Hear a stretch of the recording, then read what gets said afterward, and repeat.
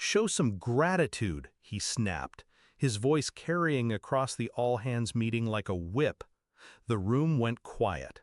Dozens of faces turned toward me, waiting to see if I'd fold. I didn't. Instead, I clicked the remote and projected the retention chart onto the screen. Two trend lines lit up in bold colors, one plunging downward, labeled "Before Me," the other a sharp climb upward, labeled "After Me." His jaw tightened.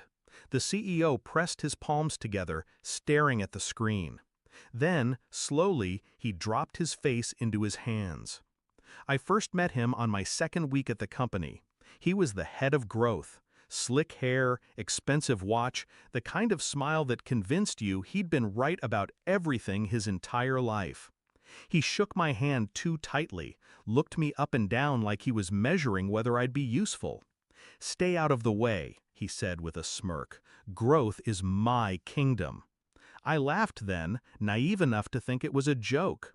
I was hired to fix client retention.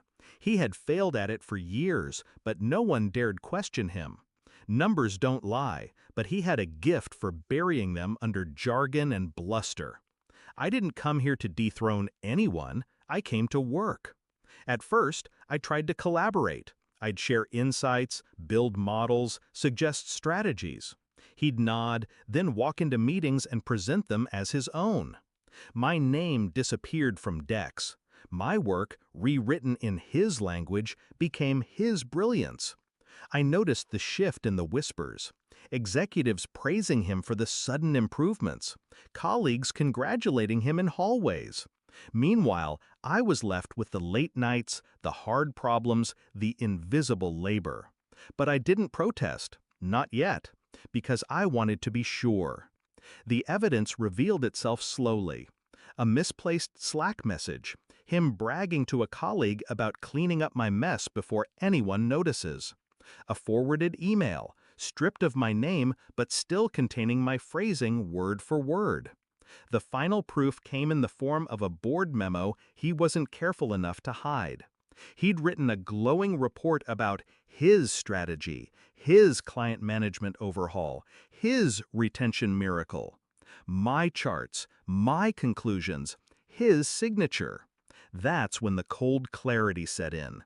He wasn't going to stop, and I wasn't going to let him. I changed my approach. No more sharing freely.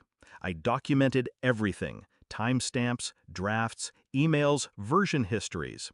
I built a trail so clean no one could deny it. And then I set the trap. I proposed that we present retention data at the next all hands. "It'll be motivating for the team," I told him. His ego lit up at the idea. A chance to take credit in front of the entire company? He couldn't resist. "Good thinking," he said, patting my shoulder like a benevolent king. "I'll handle the deck." "Of course," I replied, already knowing how it would end. The day of the meeting he stood at the podium, chest puffed, voice booming as he lectured about turning the ship around. He spoke like a man convinced of his invincibility. Then I raised my hand. "Would you mind if I share something?" I didn't wait for permission. I walked to the front, clicked the remote, and brought up the chart. 2 lines, one plunging, one soaring. Clear, unarguable. Silence filled the room, thick and suffocating. "Before me," I said calmly, pointing to the first line. Then I slid my finger across the chart. "After me." Gasps, murmurs, dozens of heads swiveling between us.